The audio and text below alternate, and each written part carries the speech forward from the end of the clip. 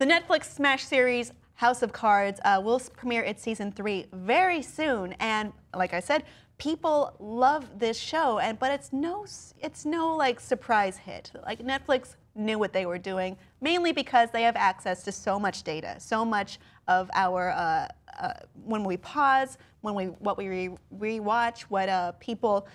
If they like one thing, you know, you've looked at your own Netflix thing and it says recommended for Andy, and it'll say like whatever you like, and then sometimes it will be right on the nose. It would Gilmore be stupid Girls for season them. 4, generally speaking. Yeah, right on the nose. Proud of you.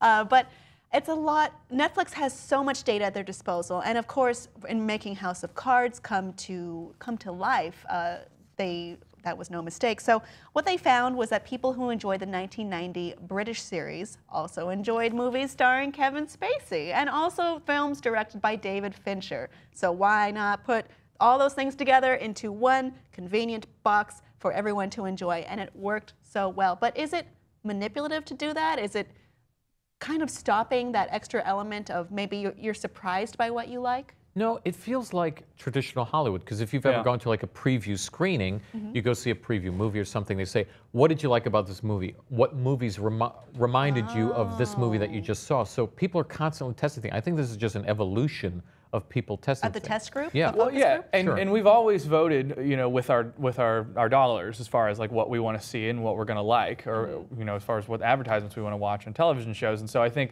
it's not necessarily manipulative in any other way that saying, okay, well, Vince Vaughn and Jon Favreau made a movie together in 1993 called, or 4, 5, oh God, I don't even know, called Swingers. Right. And you know, people liked it, so let's make another movie with them in it, you know. And I mean, I think the movie sucked, but it doesn't matter. Swingers, lawn chairs, that would. How do we feel though about this massive amount of our data being used and collected in this way? Yeah, I think it's a little creepy. I mean, I think anytime that there's like a large amount of data farming and like the algorithms that go through a lot of the way that Facebook tells you what kind of things that you're going to experience when you go on the site, most of which, I mean, at least in my opinion, is like the most horrible content in the world. I don't know what that says about me, but I think that, you know, if it works and if you have a good experience because of it, and if a lot of times, like Netflix, if it is giving you something that you really want to see that's making your experience more enjoyable, I think we're okay with it. I think where we don't like it is when maybe we feel like it's being used to surreptitiously market to us stuff it is, though. that we don't like. That is exactly what we're being marketed to, but we happen to like what's being marketed to us. Well, but then is it no harm, no foul? You know? I mean, it's like if I was going to buy it anyway, and I just didn't know about it, like maybe it's a good thing that I found it, that it gave me an opportunity to find it. Would this change your watching habits in any way, knowing like, oh, they know when I'm pausing, they know that I'm rewatching Not really, that sex scene over and over? But I am more careful now because like, even if you watch a crappy series or whatever, just for a minute, they know that you're next really time bad. you log in, it says, since you like My Little Ponies, why don't you watch Care Bears? It's like, what? Care Bears is a great show. But, you know, it's kind of like sometimes it's off the algorithms and things are too, you know, but they know automatic. when you're only watching a couple minutes and then abandoning it forever. Yeah. Right, but they still suggest it. Like, maybe you want to watch it now that your girlfriend's out of the house, right? Like, well, how do you know that, buddy? What?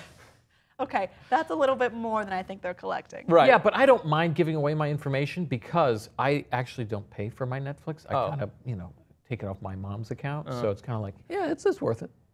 But what if they were to use that data and then sell you something off Netflix, or maybe something that you didn't exactly, maybe it's something you don't like? Oh, well, I mean, at Google, that point, do you feel violated? Is it a different violation at all if you don't like what you're it's being totally given? weird when you're on Chrome, you know, and you're looking through whatever you're looking through late at night, and then like the next day, you know, your girlfriend's there and she's on it, and then she like pops up, you know, and there's these advertisements for, you know, butt plugs or whatever, you know, and you're like, well, that's weird. I didn't need to see that again.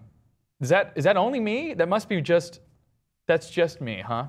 Oh, no, so but for real though, like you search for an item, Chrome will know that you were looking at the item, and then it will redisplay those ads to you over the next few days even if you did buy it. Well, okay, they'll keep yes, sending this it is to a you. part of our ingrained society now, but it seems like we're getting more and more accepting of it, and then it'll just be another step. But and another we're becoming step. accepting because we don't have a choice. That's true. Right. But You know, it's like you just you don't- can always fight back. Well, you don't have to buy it either. I But the can thing push is, back people all I aren't going to want. fight back when it's kind of like, you know, nobody's going to stand up and protest. We've lost a lot of that energy. You know, people, I mean, you can send a letter to Netflix and like, hey, stop suggesting these stupid shows. I don't like them.